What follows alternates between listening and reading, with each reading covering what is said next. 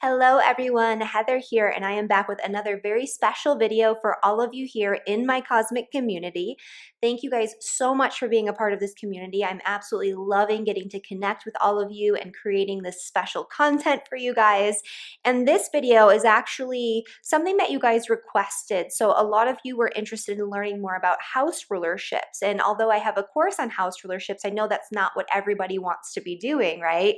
And so for those of you who just want to dip your toes in the water, or for those of you who want to learn even more about house rulerships, I actually am creating this video to be perfect for beginners who don't really know very much about astrology or house rulerships, and also as a supplemental material that can help you to understand things even more clearly when it comes to determining the energy of the relationship ruler, the seventh house ruler, for those of you who have already taken my course or who already have an understanding of house rulerships and astrology. And so in this video, I'm going to be discussing what the seventh house and the seventh house ruler represent in astrology, how to determine what your seventh house planetary ruler actually is, and what to actually look for in the chart in terms of the alignments with the planetary ruler.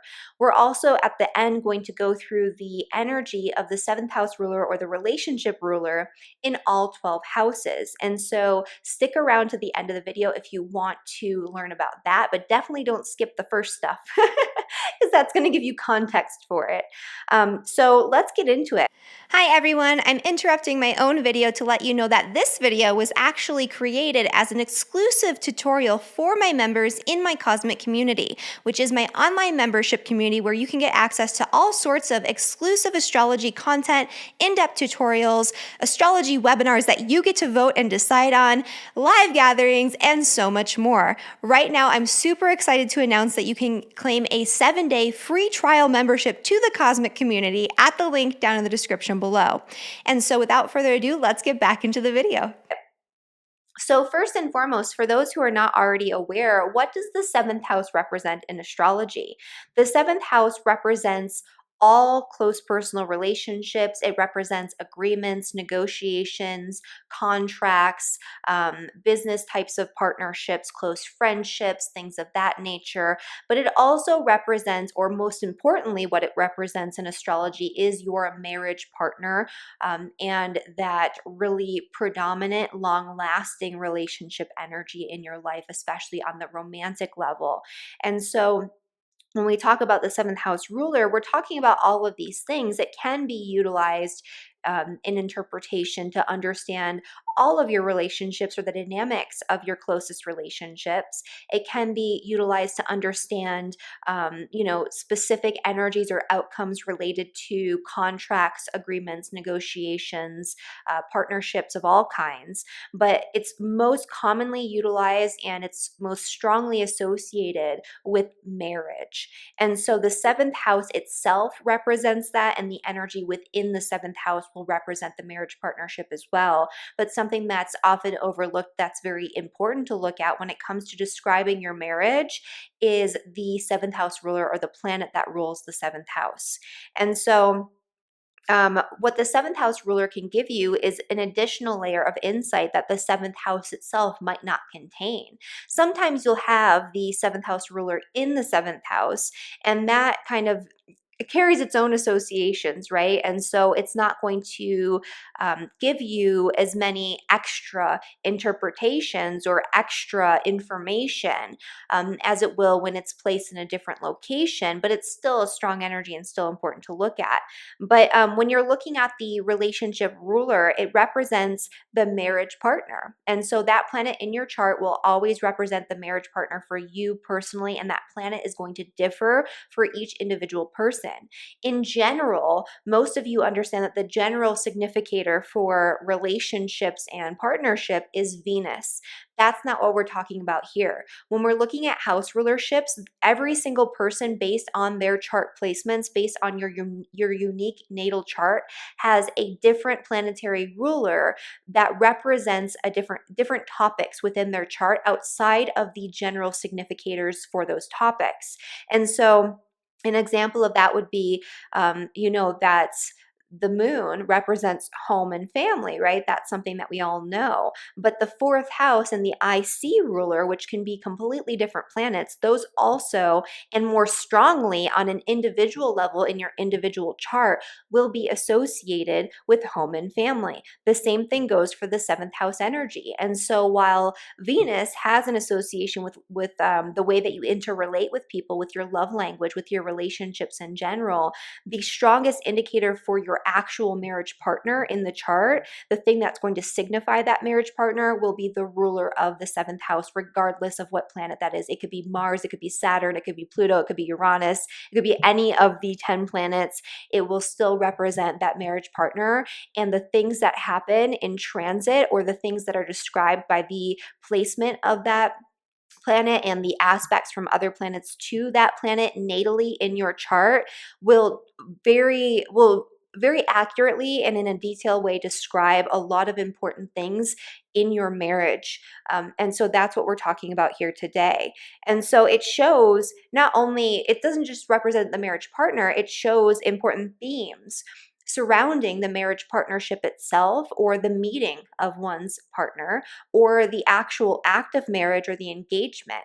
It can also show the nature of the marriage, and in combination with the seventh house energy. So as I mentioned before, the energy contained within the seventh house, it can describe the marriage partner, him or herself. And so this is an important thing for everybody to look at and to understand, especially if you're somebody who's interested in making predictions, because this is a very basic foundational predictive principle is understanding house rulerships. If you don't understand house rulerships, you're not going to be able to understand very accurately what's going on in your chart when transits or other astrological influences for timing occur. So this is foundational, absolutely. Even before you learn transits, you should be learning house rulerships. And so moving on from that, so how do you determine the seventh house ruler, right? And so how do you determine which planet for you is the specific planet that indicates marriage? So basically, it goes like this: the sign that occupies the house. So if your seventh house is occupied by, let's say, Leo. Leo is the zodiac sign that is ruled by the sun. Therefore, the sun is the ruler of your seventh house. All right, let's do this one more time with a different sign. So let's say Aries occupies your seventh house, using whole sign houses. By the way, I always use whole sign houses for house rulerships. There is something that can be said about looking at Placidus for certain things, but I find for house rulerships, whole sign houses is cleaner and more accurate, and so that's the way that I do it. And so I recommend that you start off at least doing the same, even if you're a diehard Placidus person or a quadrant house system person. I do recommend that you play with this in whole sign houses. And so we're looking at the sign that completely occupies that house. It's the only sign in that house if you're looking at whole sign houses. And so if Aries occupies the sixth house, Mars is the planet that rules Aries in the zodiac. And so Mars becomes the ruler of your seventh house, or your relationship ruler. And so I'm going to go through all of the planets, or all of the signs very quickly, so that way you can have that information here in the video. But so if you're looking at Aries, we already mentioned Mars would be the ruler of Aries. If you're looking at Taurus, Venus would be the ruler of Taurus, so Venus would be your relationship ruler. If Gemini occupies the seventh house, the relationship ruler would be Mercury. If Cancer occupies the seventh house, the relationship ruler, or the seventh house ruler, would be the moon. Again, if Leo occupies the seventh house, the sun is the ruler of relationships. If Virgo rules the seventh house, then Mercury is the ruler of the seventh house, or the relationship ruler. If we move on to Libra, Venus rules Libra, and so Venus, just like with Taurus, would be the ruler of the seventh house if your seventh house is occupied by Libra. For Scorpios, things get a little bit more interesting, because with some of the signs, we have both a modern and a traditional ruler. I look at both always when I look at house rulerships, but I do find that the traditional ruler has greater weight when it comes to actual events occurring in people's lives, although both can produce actual external events.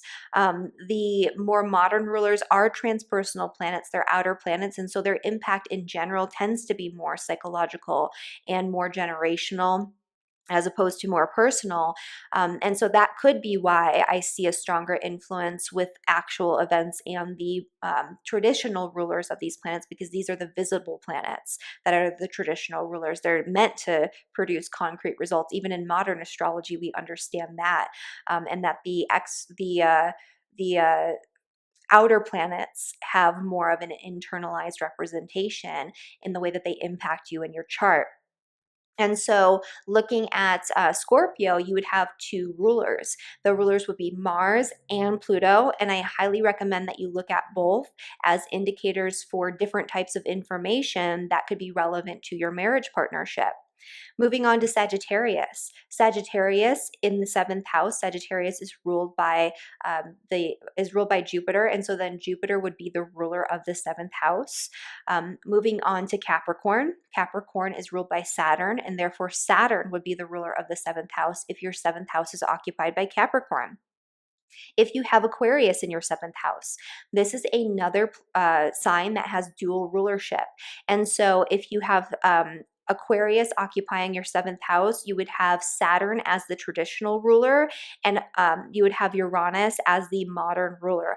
I highly recommend looking at both once again, because both of these will provide very important information about your marriage partnership.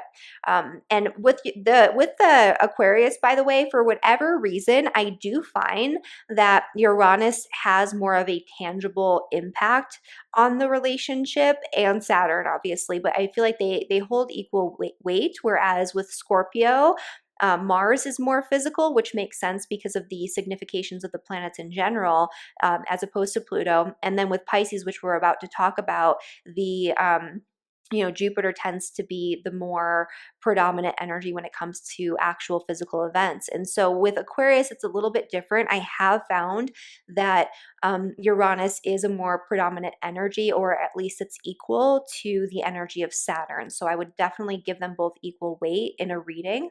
And then finally, Pisces, as I mentioned before, does have dual rulership as well. Pisces is traditionally ruled by Jupiter, and in modern Western astrology, Pisces is ruled by Neptune. And so if you have Pisces occupying your seventh house, you're going to want to look at both Jupiter and Neptune as signifying different aspects or details about that relationship.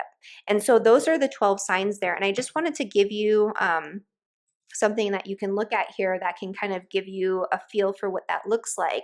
And so this is good old Johnny Depp's birth chart. I like to use this as an example a lot, and especially for relationships, because he's had a lot of relationship trouble, and there's a lot of troublesome energy around relationships in his seventh house and with the ruler of his seventh house, or the two co-rulers of his seventh house, which happen to be Saturn and Uranus. So you can see here that in the seventh house, the sign of Aquarius dominates that energy. Saturn is one of the rulers, and it's in the seventh house. It's making a really interesting configuration in square with Venus and Mercury, and in opposition to Uranus as well.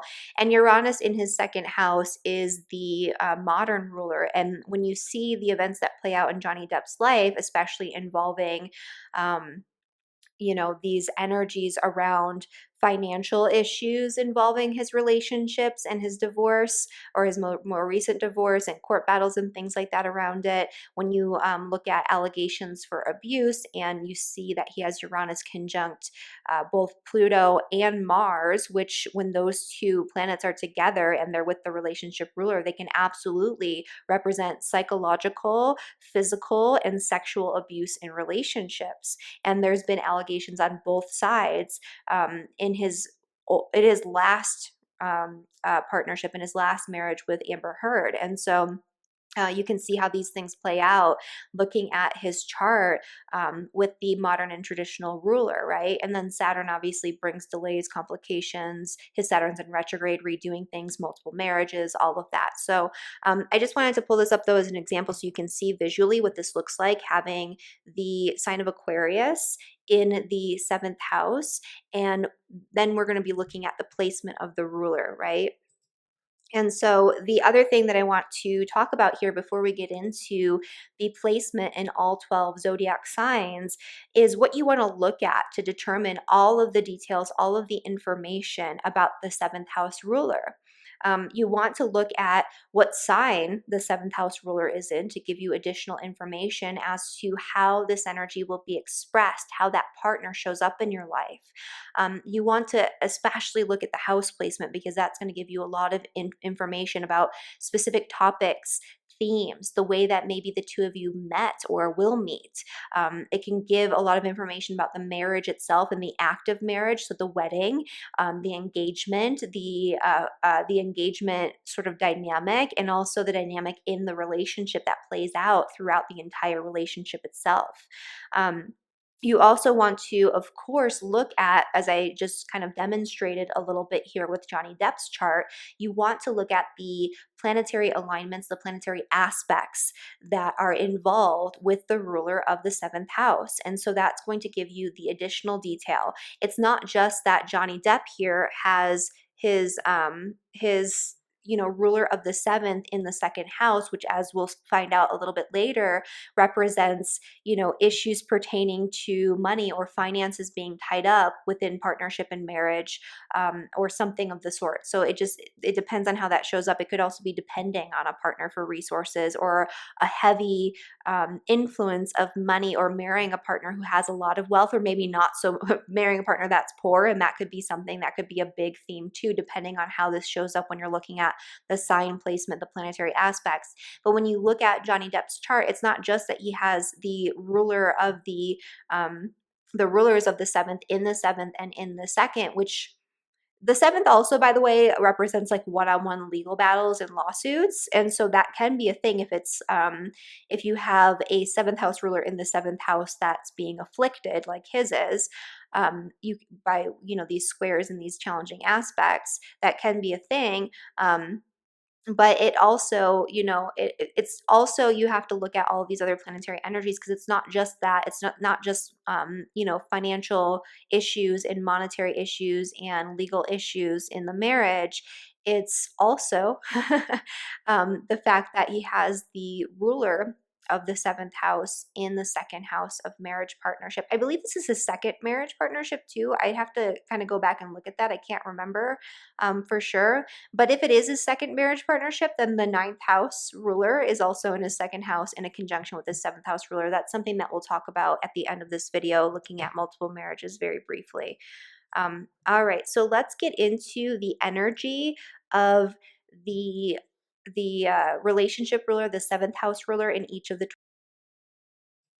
Okay, and so now that you have determined your relationship ruler, you understand what house it's placed in and what it's aspecting in your chart. We'll go through the 12 houses and talk about what that actually represents for your relationship. And so having the ruler of the seventh house in the first house, this is an interesting placement because the first house is the house of the self. It's the house of like things that are self-determined and that you create through your own volition. And so a lot of times you'll see that when somebody has the ruler of the seventh house in the first house, they approach the other person, or they're the one that initiates the relationship. Although I've seen it flipped as well. It's like one person is well, I've seen it flipped a couple of times when there's other indicators, but typically it's that you created that relationship, or you did something to initiate or engage in that relationship. So maybe you approached your partner and asked them out on a date. Maybe you're the one that came and sat down next to your partner, as in the case of my husband, who has the ruler of the seventh and the first. We met in a classroom. I'll get to that when we talk about my placement with the ninth house. But we met in college in a classroom, and he came and sat down next to me, and that's how we met each other. And so that was a part of that story, right? You can also have that relationship if you have that partner in the first house, or the relationship ruler in the first house, it could be something that alters who you are. So, this is a lot of times an energy where the person's identity is tied up very much so in the relationship, just like the ruler of the first in the seventh. But it could also be that that relationship changes your goals, your direction, your orientation in life. That relationship changes who you are and the way that you show up in the world on a very core level. And so that's something that tends to happen sometimes in relationships in general, but it's almost like the relationship is a catalyst where your entire life and who you are and your self image and the way other people see you, the way that you engage with the world, all of your goals and aspirations in life, they are altered very deeply and very intensely by this relationship. And so that's part of the energy as well.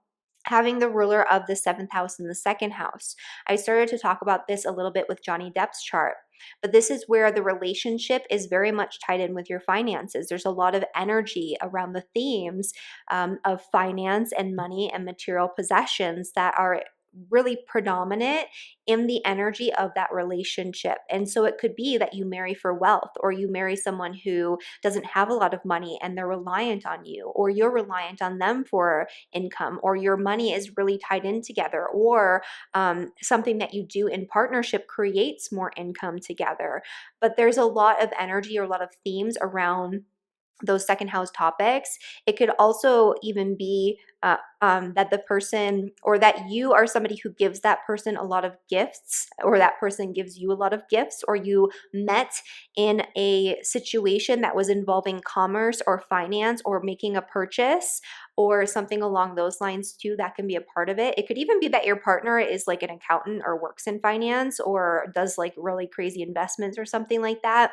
That can be a second house energy as well. So sometimes this can actually describe your partner and the way that your partner is. And that could be a big theme too. In the third house, the ruler of the seventh house in the third house, this can indicate, first off, that you could meet in grade school or elementary school or high school, something along those lines. There's like an early educational energy that can be present with that third house. It could also be that you meet them in your neighborhood, that they are like a neighbor or somebody within your immediate community that you know or associate with. There are big themes of travel and communication. Sometimes there's a commute to see one another that can be involved. I've also seen people who have that energy in the third house meet via the internet, or back in the day via personal ads. I have some examples of that I'm not going to share because I know that the people wouldn't want me to. but but yeah, so they can meet through like personal ads in the paper. They can meet on the internet through internet dating types of websites or apps. That can also be an 11th house thing too, by the way, which we'll get to. They can meet through their siblings or through their extended family members. They could meet in some sort of course or some sort of seminar or something along those lines.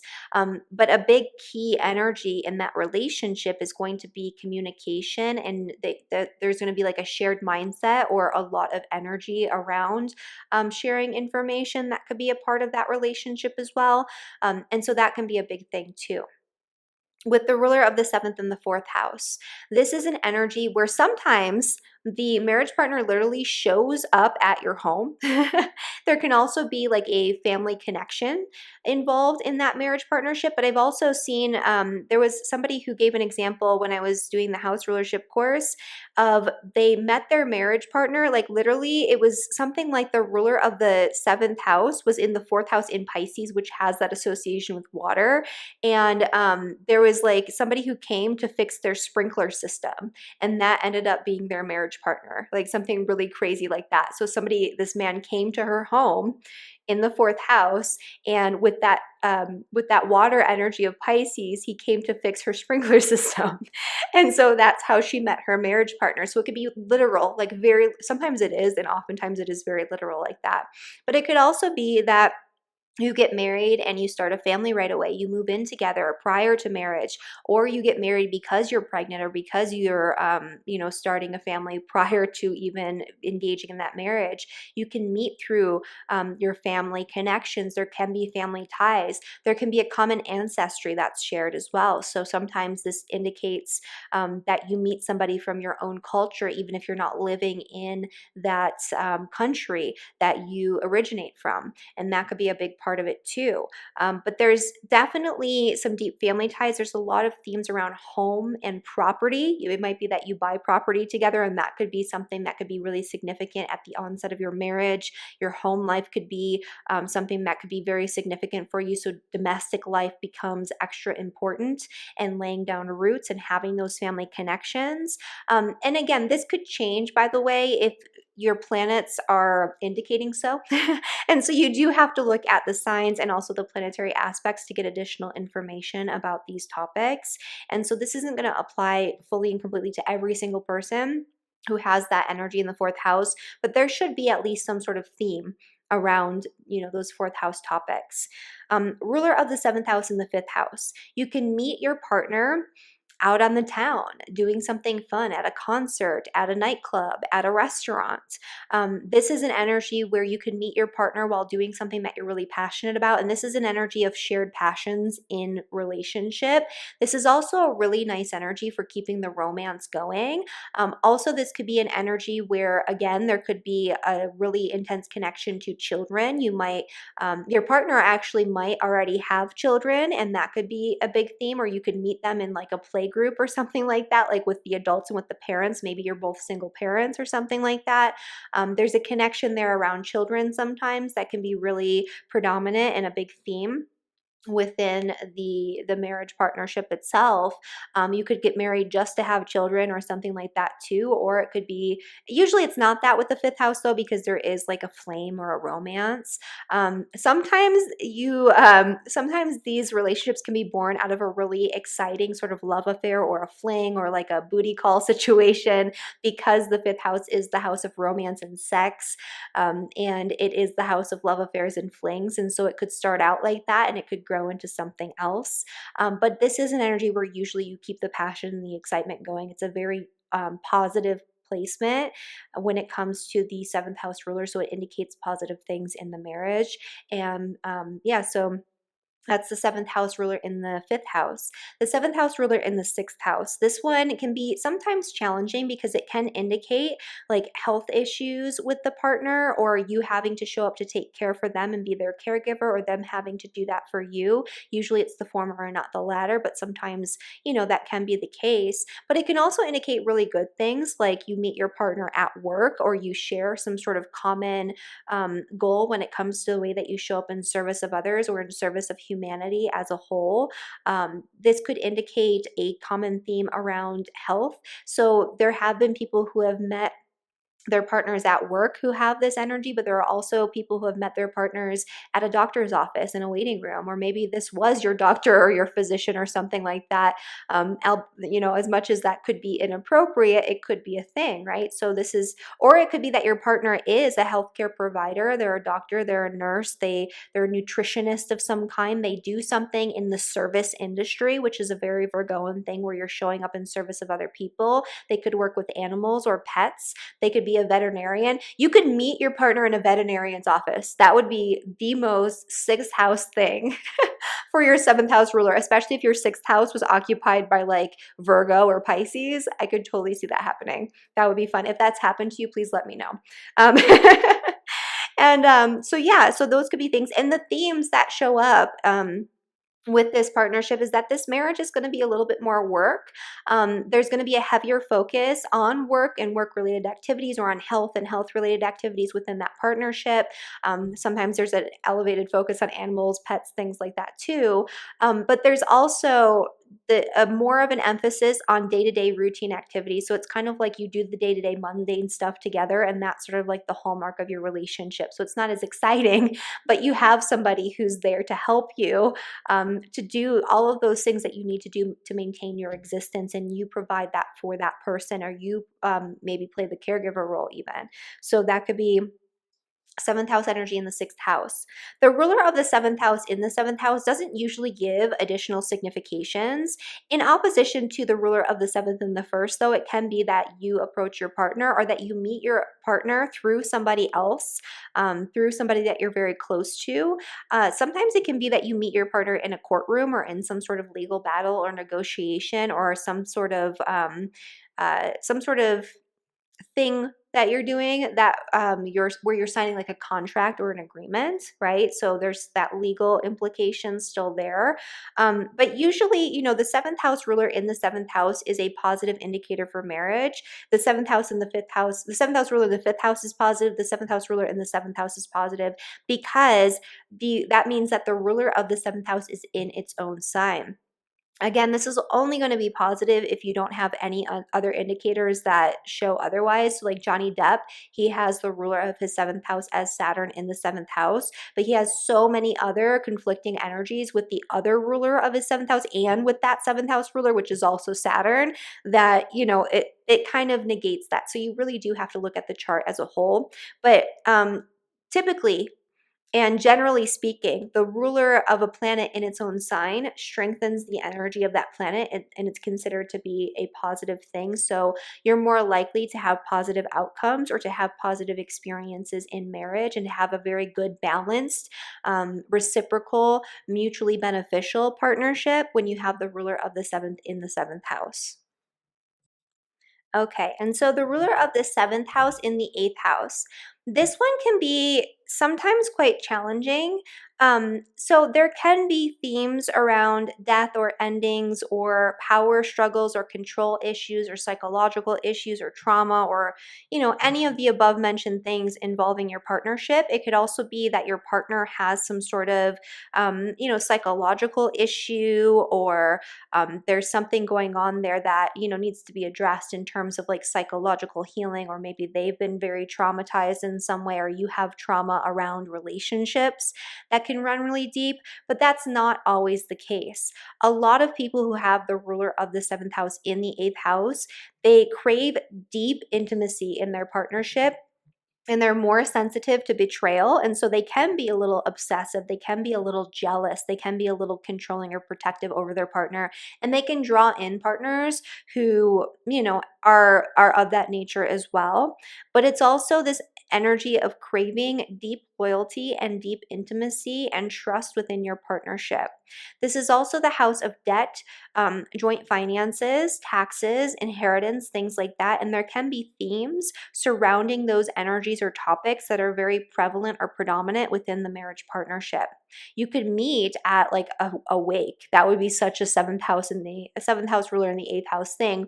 Not super likely, right? But that's like one example that would be very literal of how that could play out.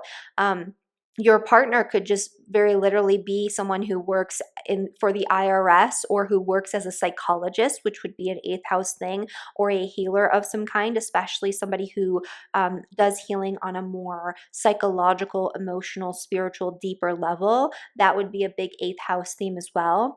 This is also the house that rules the sex industry. And so people talk about the eighth house ruling sex, and yes, it's sex for specific reasons, though it's not sex for love and romance.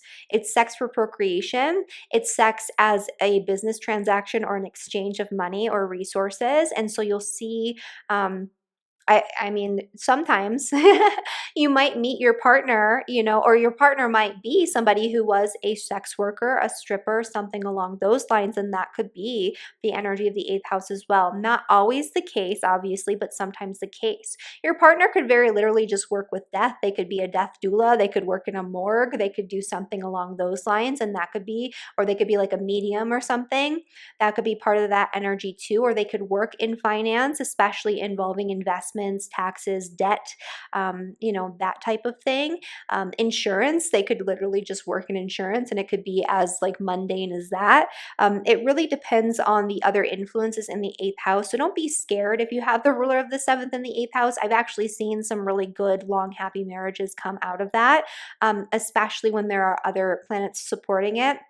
But usually that marriage is a marriage that runs deep. It's a marriage that you have true loyalty, true intimacy, and true staying power there. And so that's part of that energy as well. The ruler of the seventh house and the ninth house. This one is fun to talk about because this is my placement. And so the ruler of the seventh house and the ninth house, you could meet your marriage partner in college. And so that's very literally what happened to me. I met my marriage partner in a lecture hall in college, like my first year of college in undergrad. And so we met in that way. There can also be themes of foreign travel. So you could meet your partner in a foreign country. You could, your partner could be from a foreign country. So they might be a foreigner. You might have a long distance partnership, especially at first. And that's what happened with my husband and I. It could be that you get engaged or get married in a foreign country or at a distance. We actually got engaged in Mexico, in Tulum. And so that was very literally playing out in our charts as well. His chart in different ways, not necessarily due to house placement, but in my chart, that's how it showed up, right? So we met in college, we got engaged in Tulum, in Mexico, which is a foreign country. And we did long distance for the first 6 months and then again for a couple of months while we were engaged. And so that was a big part of the story of the beginning of our marriage and the way that we met and all of those things. And that could be the same for you. It could also be that your partner is somebody who is a teacher or somebody who travels a lot or works in an industry that requires that he connects with people or she connects with people in foreign countries, foreign entities. It could be that you're married to somebody who shares religious and philosophical values with you, and that could be a very core part or core aspect of the foundation of your marriage partnership. And that's actually a really good thing. And that's part of the reason why the ruler of the seventh and the ninth is also a good placement, in addition to the fifth and in the seventh. And so, ruler of the seventh and the ninth, that could be that you share a lot of really core values, and that could help to maintain the integrity of your marriage and keep it long lasting, right? Help it to last for a very long time. And also, when I was going through and doing examples of marriage partnerships and ones that were really long lasting, like in famous couples, a lot of them who had really long lasting marriage partnerships had the ruler of the seventh and the ninth. They also had planetary influences with the seventh house ruler, but there was a very common thing where a lot of them had that ninth house energy and also aspects to Mercury because communication is important. But anyway, that is ruler of the seventh and the ninth. The predominant themes there are foreign travel, adventure, shared values, maybe connections to colleges or higher educational institutions, all of those types of things. Ruler of the seventh in the 10th. This is another energy that can be quite interesting. And so you also have to look at, by the way, this kind of reminds me of something that I wanted to mention earlier in the video that I will mention more so and go into detail on at the end of this video. But you also have to look at which planets your planetary ruler of the seventh house. You have to look at which planets that ruler, that planet is aspecting. So which planets are aspecting your seventh house ruler, and which houses do those planets represent? Because a lot of the examples I showed with in my course involving celebrities had the ruler of the seventh house with the 10th house ruler, and a lot of them met like on set or through work related types of energies, even though they didn't have the seventh house ruler in the 10th house, which is what we're about to talk about. But ruler of the seventh in the 10th house, this is an energy where you could meet your partner through your career. You could meet your partner at work. Your partner could be somebody who's in a position of power and authority over you. It could be a boss or a superior. It could be that your partner is somebody who's like the CEO of a company, somebody who holds a lot of authority in one way or another. It doesn't necessarily mean that you meet in that way or that they are somebody who has authority over you. It could just be that they are somebody who they're like a business owner, an entrepreneur, a CEO, somebody who's really high up and really successful.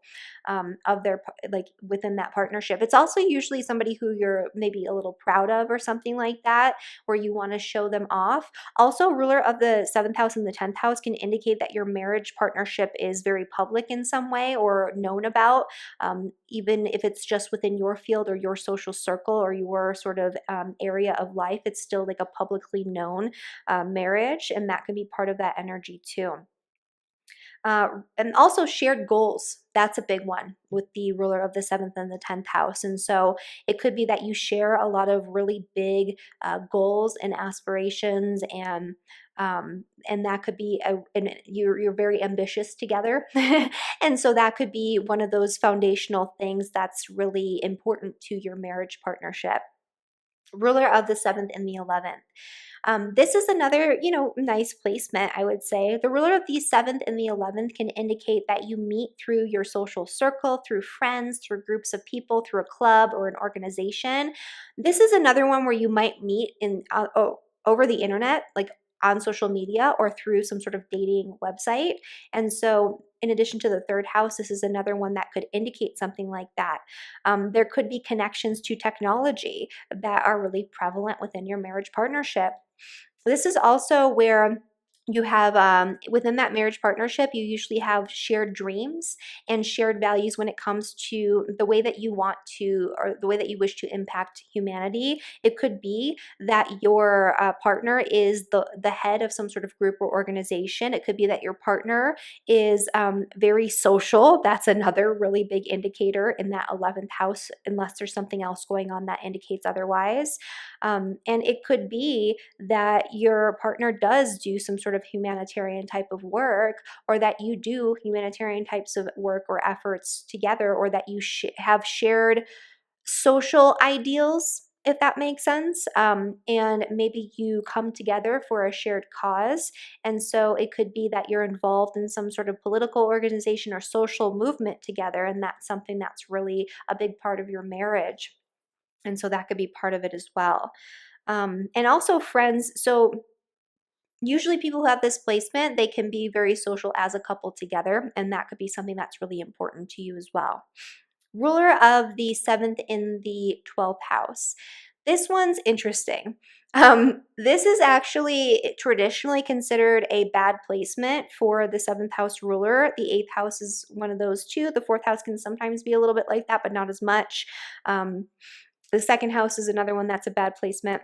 So you have to kind of, but you have to kind of take that with a grain of salt, because it really depends on what's going on in your 12th house and what's going on with your 7th house ruler.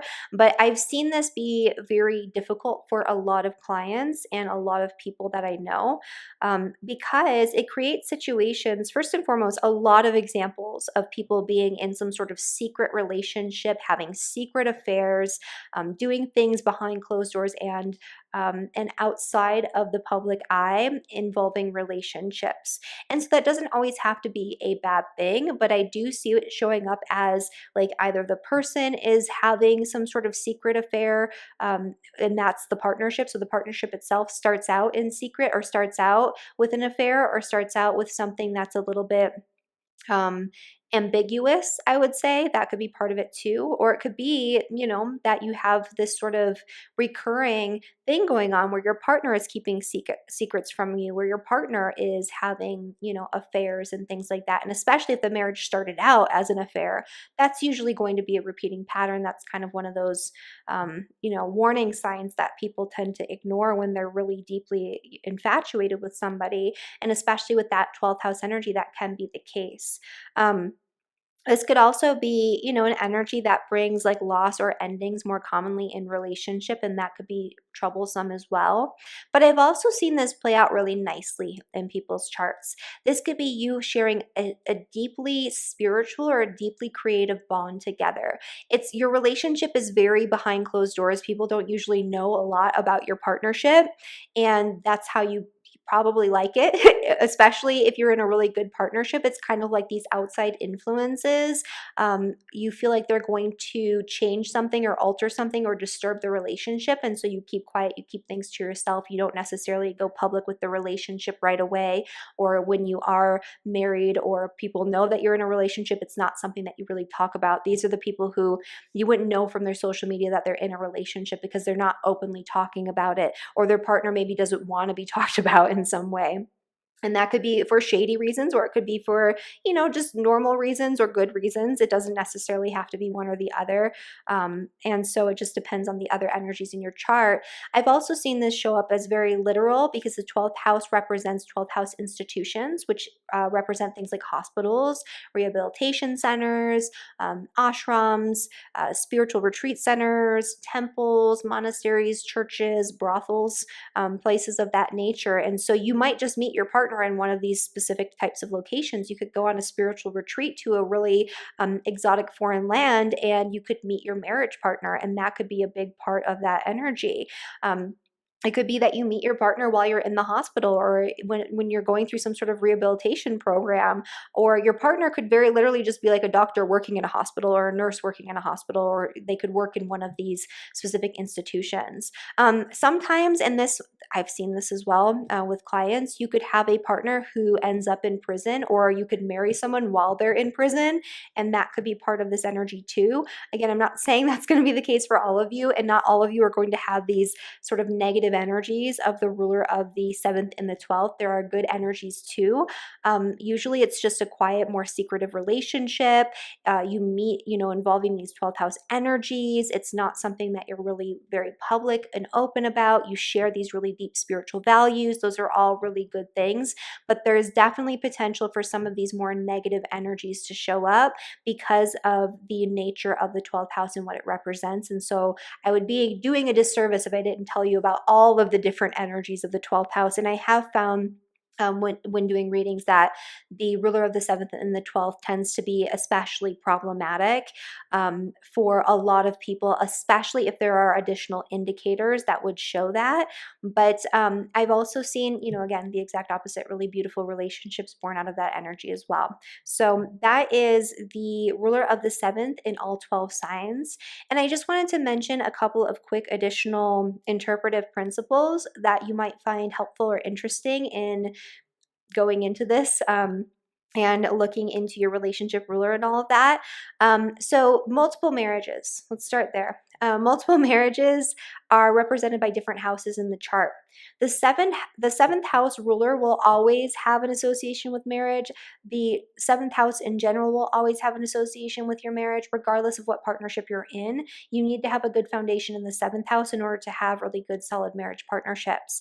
However, the second marriage is more predominantly represented by the 9th house and the planet that rules the 9th house. The third marriage partner would be more predominantly ruled by the 11th house and the planet that rules the 11th house.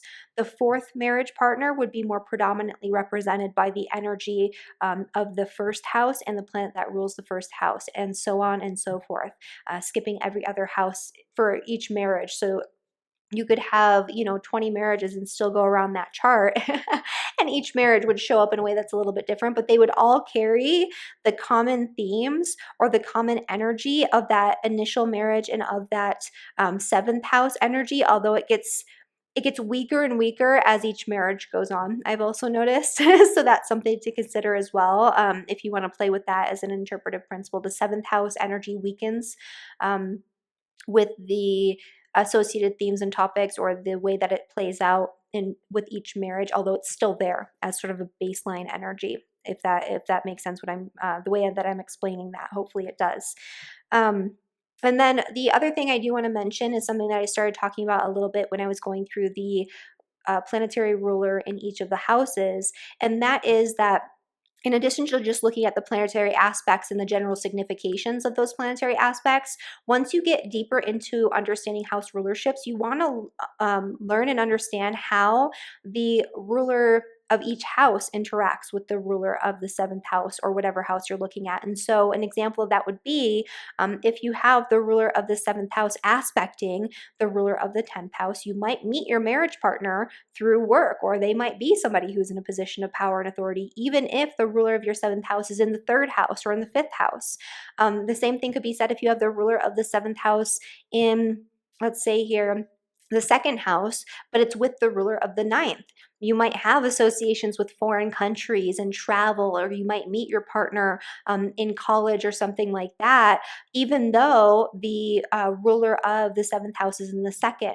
And so that's why it's important to look at the chart holistically and to get a really good understanding of house rulerships to make detailed, like weirdly detailed interpretations you can make with this, because there's like a whole picture and there's a whole story within the chart. It's not just this planet's in this house, this planet's in this sign. All of the planets are interacting with one another. All of the planets have their own general significations, and all of the planets in your chart have their own personal significations based on which houses they rule and the topics associated with that house. So with that being said, I wish you all the best of luck in playing with these house rulerships and playing with the relationship ruler and doing interpretations. Let me know down in the comment section where your seventh house ruler is and how that's played out for you. I love learning from the astrology in action, and that's the best way to learn is through your experience and through learning about the experiences of other people who have these different placements. And so thank you guys again, and I'll see you next time. Bye, everyone.